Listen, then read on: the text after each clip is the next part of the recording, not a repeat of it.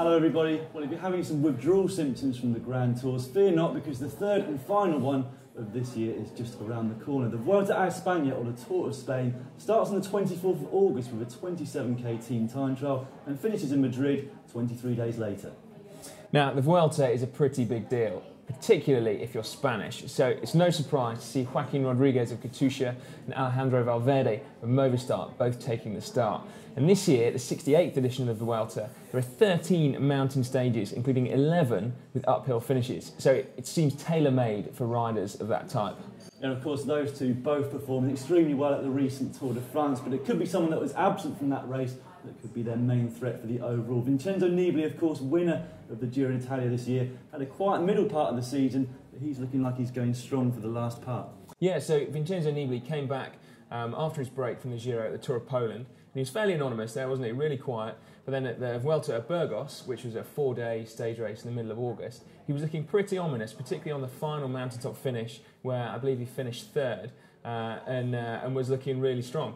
Yeah, he's always planned to have a peak in the second half of the season because, of course, the Florence World Championships on home soil really suit him. So he's had that break in the middle, but looks to be coming good for the Tour of Spain. Of course, he's won this event before, back in 2010, so he knows the race well, and he, I think, could be a big threat. But as you were saying, Burgos seemed to be a real form indicator for many of the riders that are doing the Tour of Spain that didn't do the Tour de France. So we had Quintana winning it. Of course, he's not doing the Tour of Spain this year. He's going to be at the Tour of Britain. But some of his Colombian compatriots, like Betancourt, who hasn't raced, in fact, since the Giro d'Italia back in May, and also Sergio Henao and Rigoberto Urán from Team Sky, they look like they could be at the forefront of the race as well. Absolutely. I think, well, as we said, with 13 mountain stages, it could be absolutely tailor-made for those guys.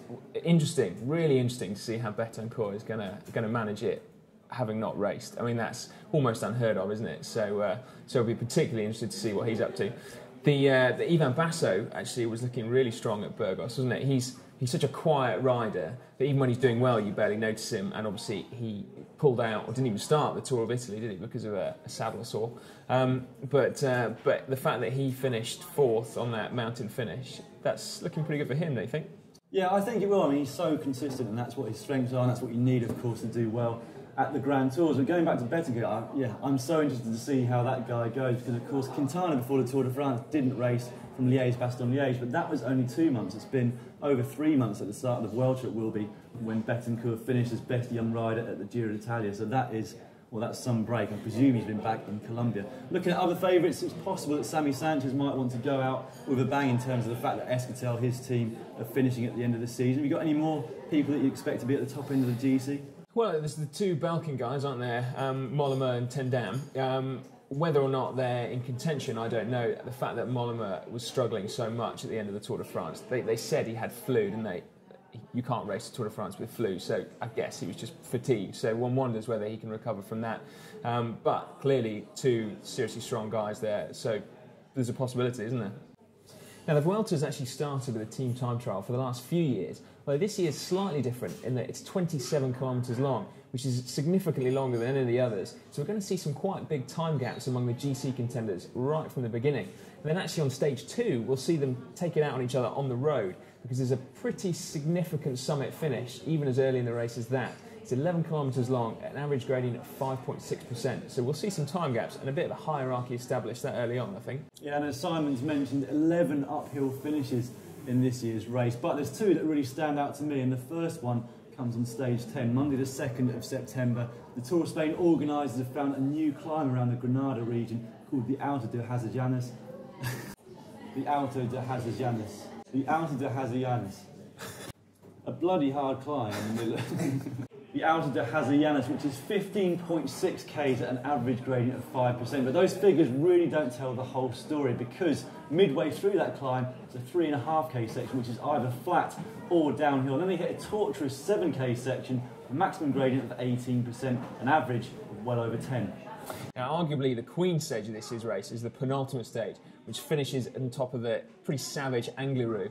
Now, it's almost a controversial climb, this one, isn't it? So when the Vuelta organisers first put it in 1999, the riders were pretty unhappy. In 2002, David Miller even went so far as retiring from the whole race 1 metre from the finish line because of the severity of that climb.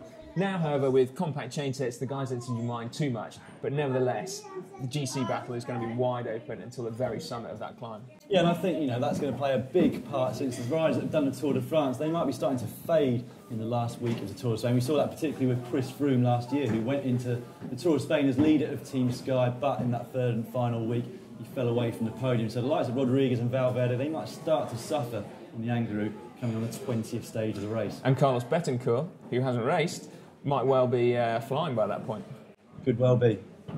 Now, we've been through the general classification favourites and the stages on which they're likely to show their cars, but it is worth noting there are some flat stages at this year's Tour of Spain, 6 to be precise. Now, the best sprinters in the world, Cav, Greipel and Cattell, are unlikely to be on the start line, and John Degenkolb, who dominated last year's sprint, is also unlikely to be there. But it's a great opportunity for Theo Bos of Belkin, the ex-track sprinter, to take his first stage wins at the Grand Tour. And his teammate Mark Renshaw has also shown some great form recently, as has Michael Matthews at the recent Tour of Utah. And it's also worth noting Tourshot, who's not as fast as he used to be on the flat sprint, but over the last month he's shown that he's back to some of his very best form.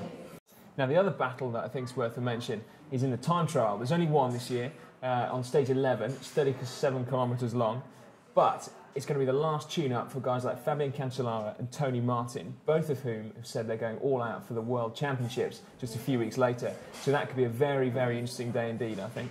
Yeah, and there's a few other riders who are here specifically to prepare for the World Championships, not least the current World Champion, Philippe Gilbert of BMC. Now, last year at the Tour of Spain was the first time that we really saw him coming into form, and of course, a couple of weeks afterwards, he went on to win his first ever world title.